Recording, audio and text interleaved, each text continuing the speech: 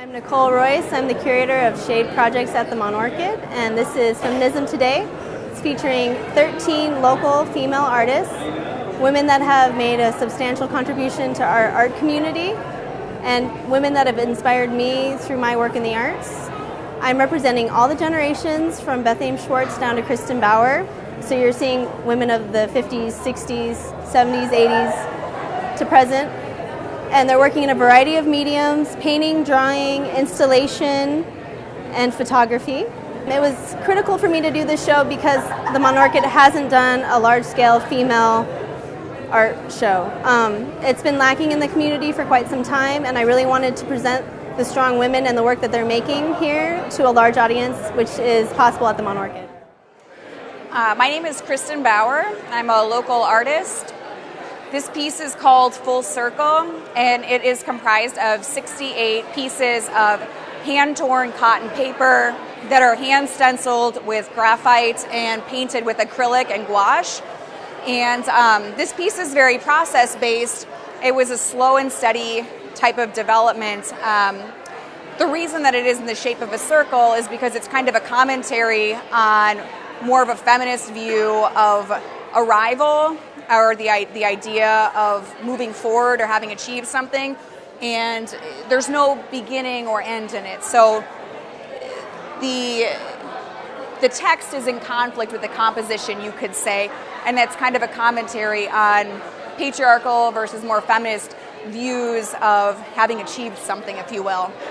It was important for me to be a part of this show because I have a lot of respect for the other women in the show. A number of them I have shown with or worked with in some regard over the years. I love this space, and Nicole Royse, the curator, is great. She's very open to what you want to do. So doing an 8-foot-tall piece of paper stuck to the wall is totally not out of the question. So there's a lot of freedom, and I think it's a very well-rounded show, lots of different generations and women that have had a very different role in the arts in Phoenix, which is important to me. Well, I'm a feminist from 1963. I read Betty Friedan's work called The Feminine Mystique, and so I'm probably the grandmother of this group. And I put in 2 early pieces that one is called The Return of the Chalice, from the book by Rain Eisler called The Chalice and the Blade, and it's trying to bring back the feminine into our culture because we have gone haywire with the masculine idea of war and destruction of the environment. And so this is a figure, and there are a lot of healing stones and stones from different hikes in Arizona. And if you look closely, there's a figure in it. And so the whole idea is bringing this empowerment, the strength, but more of an androgynous concept, because the piece on my left originally was a male figure, and I just painted over the penis, and it became a goddess figure. So it's really an androgynous figure, the male and the female together saving the planet. It's from the early 90s. And my work is a lot different now, but I thought it'd be fun to put them in. And it's the first time I've ever brought my work down here to First Fridays, and it's fun to be with all my friends. I love all these artists, and I love women artists, and I like to support what they're doing, and I'm enjoying it.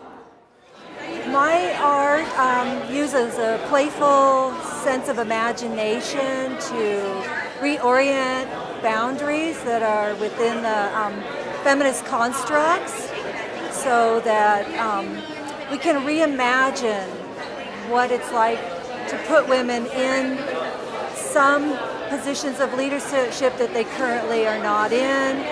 And additionally, some of my other pieces talk about women's rights to choose where and who touches their body and when.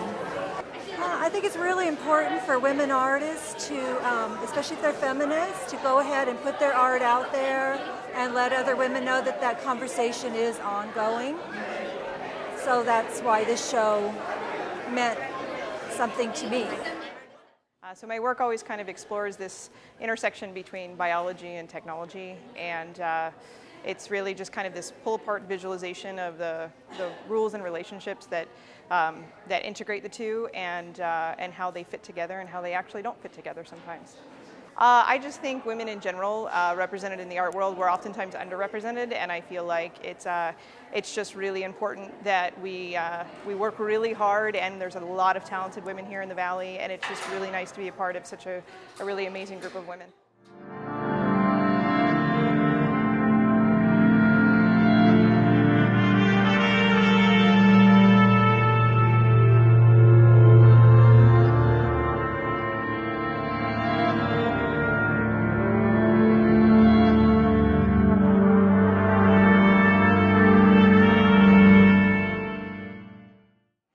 My pieces are about, well, obviously I'm a woman and I'm of a certain age, and I am very focused on the aging process and how we navigate it in today's world. I think as a woman, you can't deny that you're a feminist, and to be in a group of, with a group of women as dynamic as this group in our town in Phoenix at this time, it's just fantastic. And I support the arts here, and I support Nicole Royse, who's the curator here, who's also a younger woman who is brave enough to put a multi-generational show together for us, and we're thrilled about it. And what better time than March, which is Women's History Month. So the piece it's called Imperfectly Perfect, and what it is it's a bunch of embroidered flags, American flags, that are all imperfect, and they each symbolize kind of the differences in all of us, and that's what makes us beautiful. It's really an honor to be invited to be part of the show because the artists that are included are fantastic. I think feminism speaks to a lot of different things, and to be part of downtown and Monorchid and everything that's going on. It's fantastic. My piece is called The Genderization of Litter Project, and I work with litter, so I had to think, how do I get feminism mixed in bed with litter? So I am inviting people to assign a gender to a piece of litter and then fill out a survey afterwards. In the past, being from the Deep South, I've experienced sexism, and I am a member of NOW, and I feel like my form of feminism is the quest for equality. These two pieces are special to me. The big piece is called the Luteal Phase, and that one, it's about the experience of becoming a mother. The luteal phase is the part of the menstrual cycle where you either go through the PMS symptoms or you get pregnant. And so this piece was from a show that I was asked to be in last year at the Bragg's Pie Factory. Beatrice Moore curated an all-women show, and she wanted us to talk about sex. And so that was a piece that I did for that show.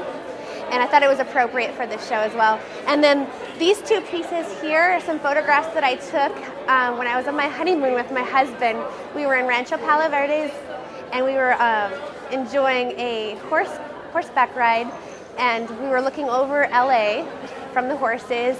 So I was on this horse, and my husband was on the horse in front of us. And I feel like that's very symbiotic of our journey together, how we are very equal in our relationship and our marriage, and we both respect each other to have enough freedom and independence, and we both contribute equally to our marriage. And I feel like that's very important for women entering a marriage, to not expect a man to just take care of them and to support them, but to being equal and to bring yourself into the marriage knowing that you're sharing all the responsibilities together. I am honored to be showing with all of these other artists that are local that I admire, and I've followed their work. So it's just wonderful to be invited to participate and to be able to contribute my work and to have my voice heard along with the rest of these women. This is a series about Maria Callas, Maria Callas was a very famous opera singer and a diva. I found her very intriguing. Unfortunately, she's dead, so I wanted to have something about her. I decided that, well, since she's dead, my only choice was to photograph her off of a TV screen. So, and that's what I did. There are 8 to the series, and they depict her 8 emotional states. Nicole asked me to be a part of the show and explain the theme. I said, well, I have the series about Maria Callas, which is about women, power, and money. And she said, that's great. That's why it would fit in the show, and I wanted to be a part of it. Well, I do anatomy study. These are self-portraits. This piece in particular is about structure, anatomy of structure, internal and external. So it's a self-portrait, my spouse and my cat. I think it's a celebration of women. It's March, it's Women's History Month, and I'm in a group of very well-established women artists. I'm pretty excited. The drawing is 5 feet by 5 feet. It took me about 3 months to do, and it's about dried saguaro fruit. And I love the saguaro cactus because the way it reproduces itself is very simple. It just makes the buds and then they fall to the ground, dry up, and the seeds just take root from there. So they don't have to pass through any kind of an animal. They don't have to do anything fancy like be caught by the wind or be pollinated.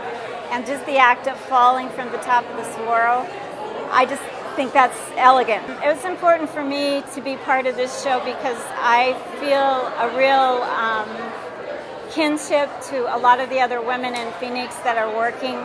I think right now we have such a vibrant arts community and we all know each other. I've shown and worked with a lot of the people in this show, and I feel like it's just a really good opportunity to see everybody's work all in one place. Just a wonderful experience for us and for the viewers.